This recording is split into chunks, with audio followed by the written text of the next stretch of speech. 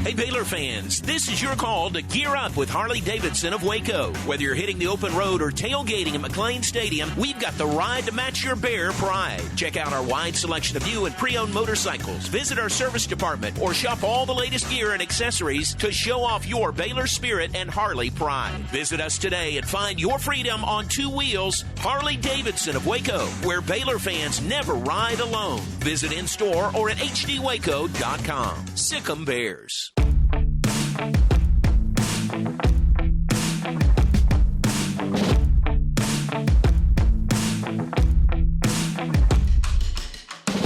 Hi, everybody, and welcome to this week's Sic Em Podcast presented by Harley-Davidson of Waco. We appreciate greatly Harley-Davidson, HD Waco. We have with us this week Michael Trigg, tight end extraordinaire for Baylor Football, senior tight end. We're in the Baylor Football locker room. Great location to record this. Sir. Triggs, great to have you with us. Yes, sir. Thanks for having me. We appreciate it very much. And down to the final few games for you in a Baylor uniform, right? Sadly. How about, let's go back to the beginning. What would you say, what would you like for people to know about you as a person that maybe they don't know just by watching you play on the field? I'm very passionate. I mean, I feel like I don't have to say that, but I feel like that's something I want people to know. Like, I take this game very serious. I love this game. I love being out there with my teammates. I'm just as passionate as possible. That's the best way I can put it. That's great. What does it go back to? What are your early memories of football?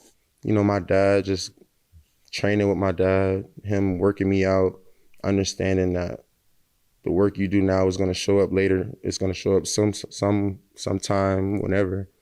So it's just putting the work in, realizing that just be where your feet are, don't be too fast, you know, stuff like that. Yeah. You know, my pops instilled a lot of stuff in me growing up. He's a big guy. I've seen him. He is. So you and you speak the same language, right? We try to. Right. But, you know, for the most part, we do. How about what are your earliest recollections of playing football or other sports? What other sports did you play? Well, my first sport was actually soccer. Okay. But it was a little too much running for me, so I switched to basketball. And then from there, I just took off, kind of fell in love with basketball. But I did play both sports growing up, and then I think when I got to probably my senior year, that's when I made a decision. I got to choose one, really. Gotcha. Were you always, you're a big guy. Were you always biggest one in your class? I wouldn't say that. I think, I want to say about 8th grade, I kind of slowed down, you know. Okay. I grew up the tallest. And then about 10th grade, I hit like 6'3", 6'4". Gotcha. And then wasn't no stopping from there. No stopping from there. When you started with football, or you made the decision to go football instead of basketball, was that a hard decision? I mean, it wasn't. It was, but I love basketball, but I know football. You know, football. Being from Florida, football is a more natural sport. Yeah. And I'm sure, was there a moment or a season or something when you thought, I'm pretty good at this, you know, I need to put everything I have into this sport? Actually, I feel like basketball is one of those sports, like, it helps with football, like just going out there dribbling, making those sudden moves, the same move you make when a defender right in front of you, going to grab a rebound, going to catch a ball.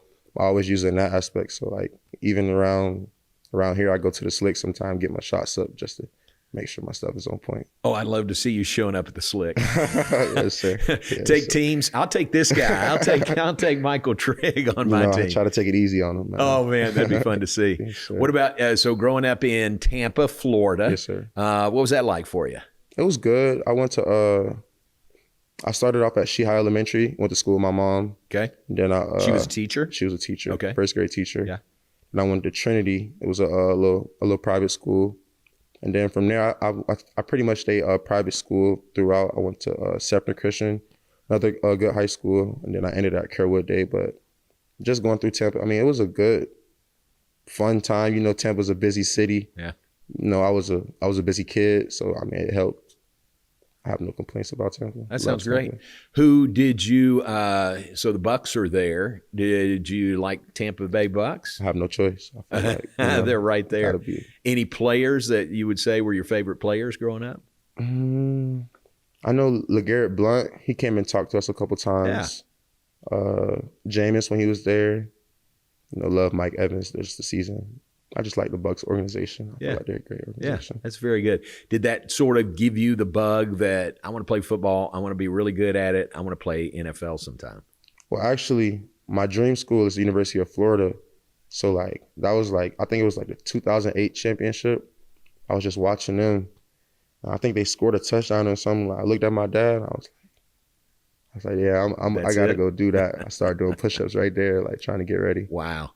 But did they not recruit you at all, or did they? Crazy story. I had, going into my freshman year, I had only one offer. I had Boston College.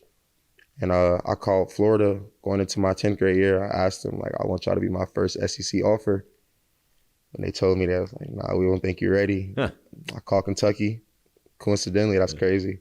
I told them the same thing. They offered me right on the spot. And I was like, well, that's crazy. So wait, they offered you on the spot? They offered me on the spot. Wow. I told them the same exact thing I told Florida, and they offered me, and I was like, well, I don't think I could go to Florida anymore after they just did me like that. I was kind of hurt. And I just, took it as that. How about that? And then we'll get there, but you ended up signing with USC. Yes, sir. Out of high school. So what was that whole process like? I mean, surely you had some pretty good options. Yeah, I want to say I had like about 50-some offers coming out. But, it was COVID. Yeah. So we weren't allowed to really take visits and stuff like that. So I think I was on that LSU visit. It was like me, Garrett Nussmeier, Corey Foreman, Ray John. It was a lot of us. Like, I wouldn't say it was illegal, but like we couldn't really do anything because of the COVID. Like we had to go everywhere with masks. Right. But I mean, that was. I think did I get out to USC? I think I took one trip out to USC. Did you really? Yeah. I think it was about 4 of us. Couldn't really have a big group. I do remember they took me to Mastro's on the beach. Huh. I was eating steak and eggs right off the plane. Good win. I was like, man, the weather's great. I told my recruiting. It was gonna be hard to leave here. Right. And we ended off with a butter cake with my name on it. I was like, yeah. I told my coach, I was like, if I could have one of these every week, I'll probably be here. Wow. Yeah. That's pretty good. Yeah, it was good. That's pretty good. Your competitive nature, and we talked about your dad. Does that come from him? Does it come from your mom, or where would you say? Yeah, my mom played high school sports, but it's solely from my dad, I would say. Right. And have you always been that way? For as long as I can remember, just the way my dad is. I feel like if you look at him, you kind of get that mode. Like he's not like no BS type of guy. Like we gonna work. It was always that. Was there a singular turning point or something during your high school career? That really, really set you on the path you're on now? I want to say after my 10th grade year, I probably had like 11 offers. But then that 11th grade year, like when my basketball season, it was really the end of my 10th grade year because I went to States for basketball. Okay. Had a pretty good turnout. And then just my basketball kind of elevated my football recruiting because like they were just seeing me how I was moving. And then I think by the end of my 11th grade year, that's when I had all my offers. It ended with like 52 or something like that. I got you.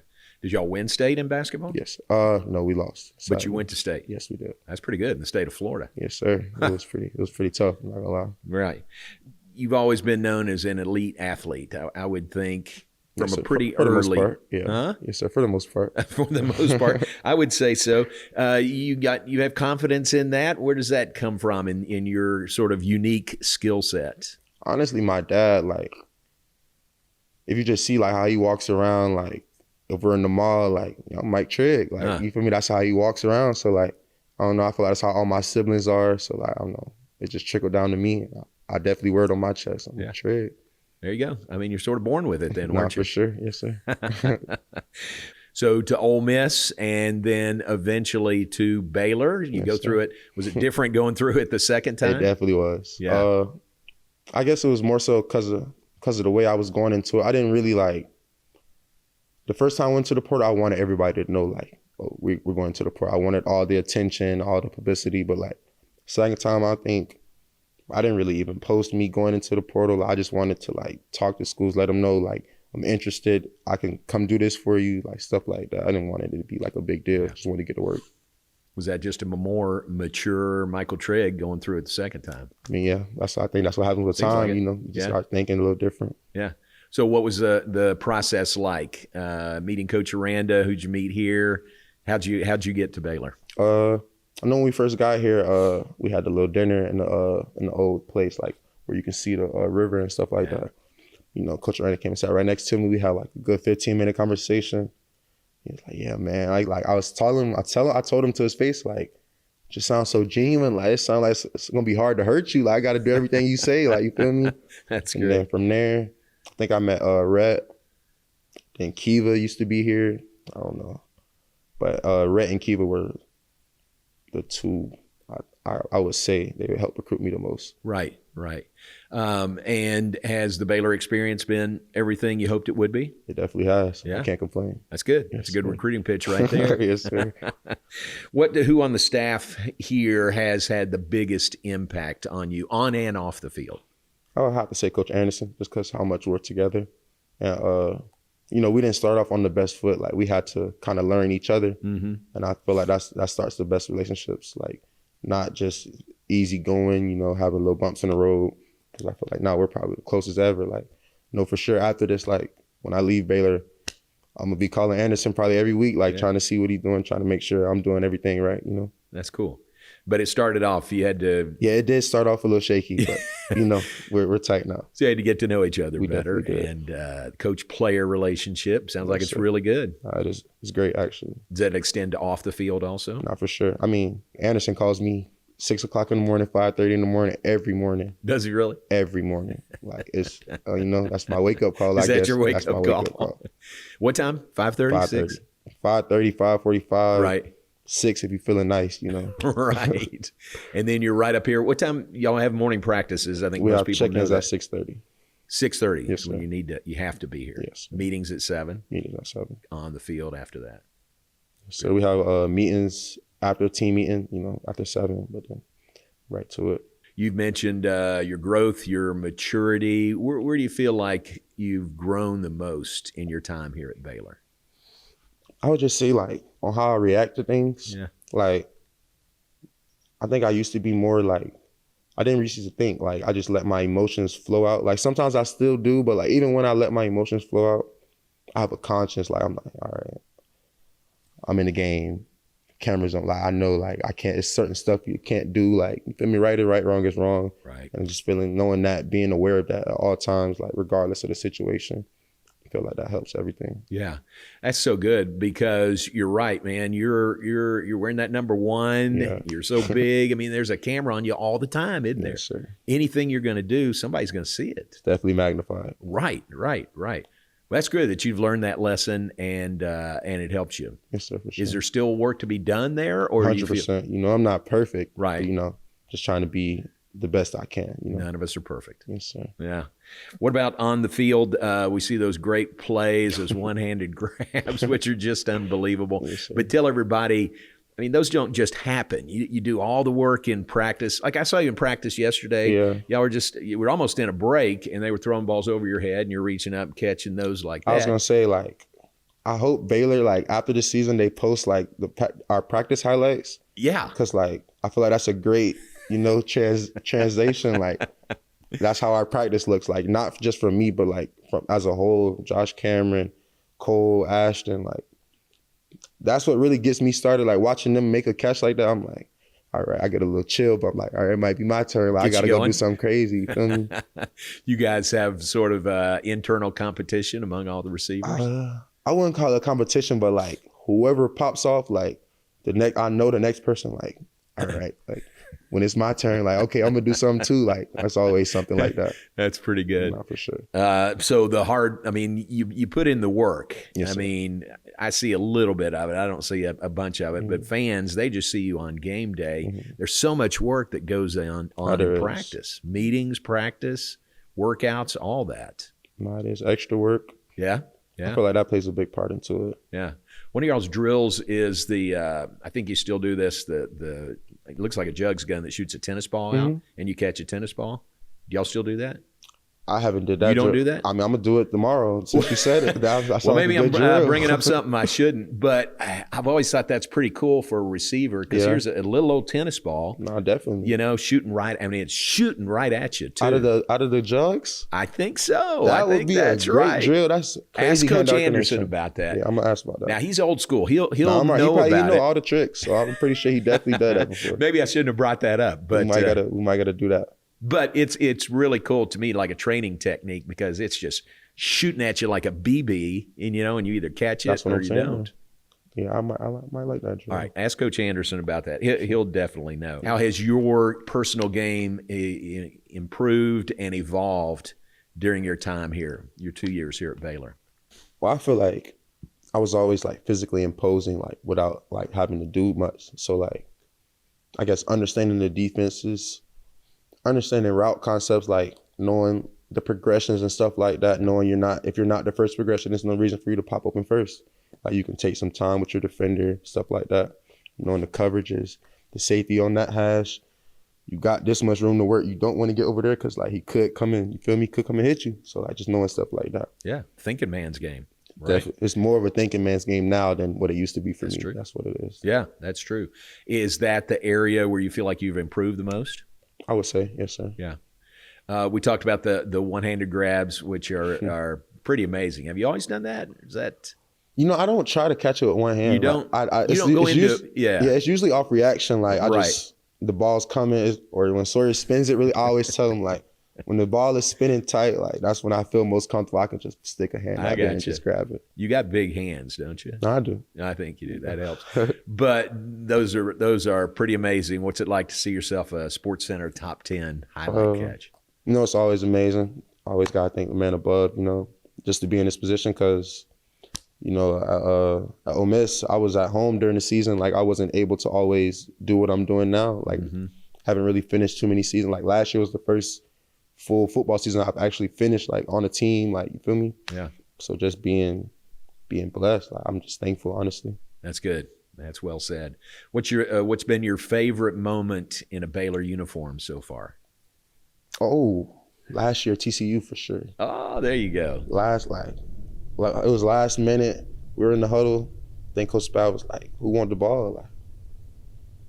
Like, who else? Like, come on now. Right. Like, I'm ready. Like this one, you feel me? And then just going out there making that play and then kicking the field goal, watching the fans rush. Like it was so crazy because I didn't go in the middle of the rush.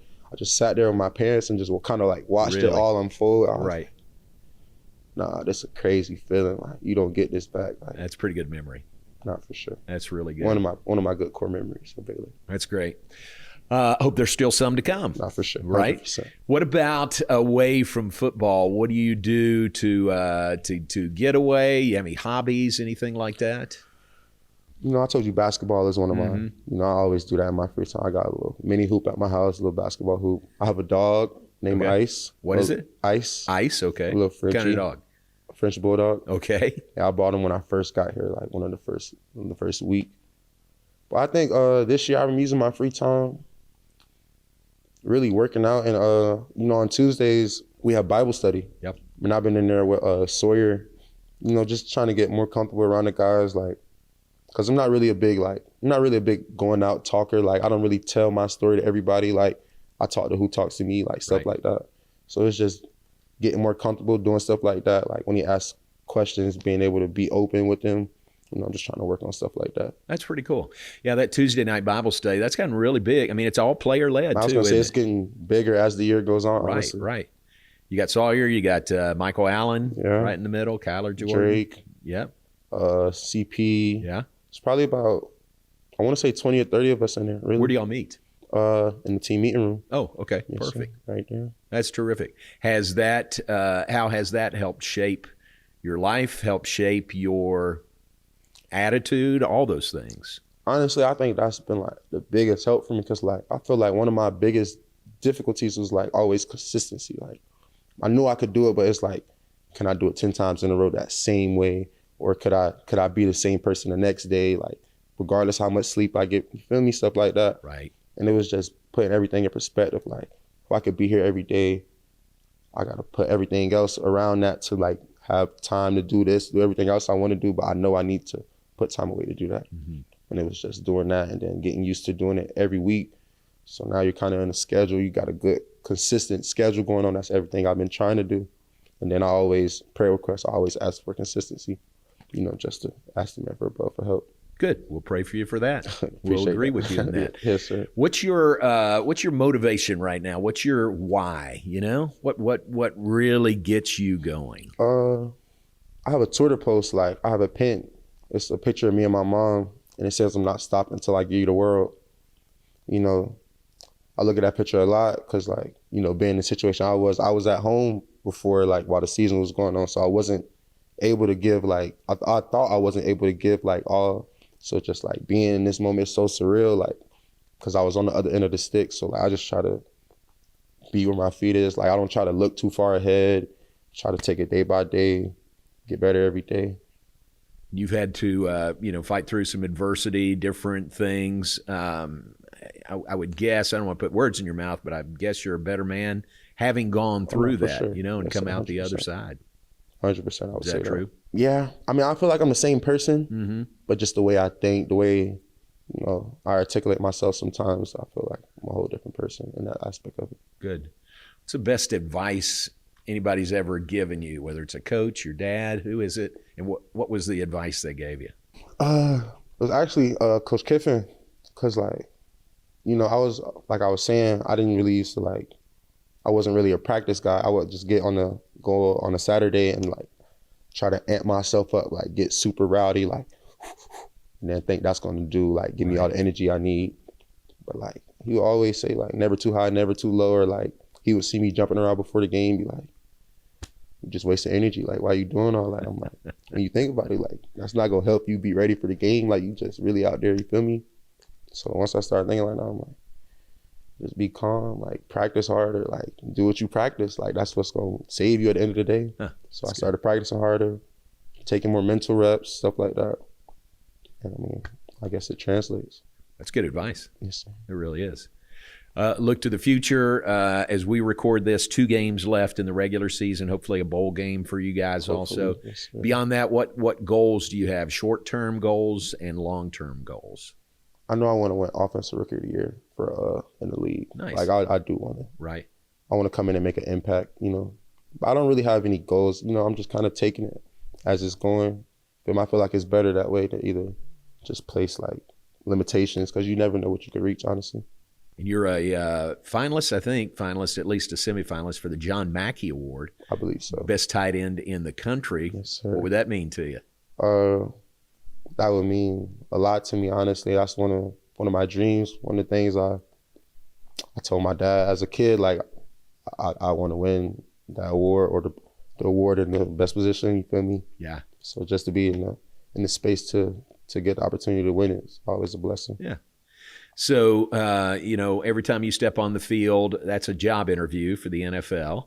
And sitting here in front of these cameras, this is kind of a job interview as well. Yes, sir. What do you want the NFL scouts and personnel directors, what do you want them to know about you that maybe they don't yet? I would say I'm a hard worker. I talk well, I'm great to talk to. Feel like I can play inside and out.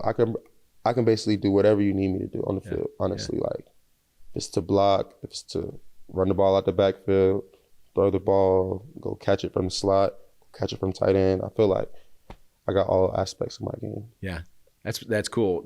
I agree completely too, because when I first looked at you, I thought, he's a tight end, but he's not just a tight end. You could do so much more. Yes, sir. Right?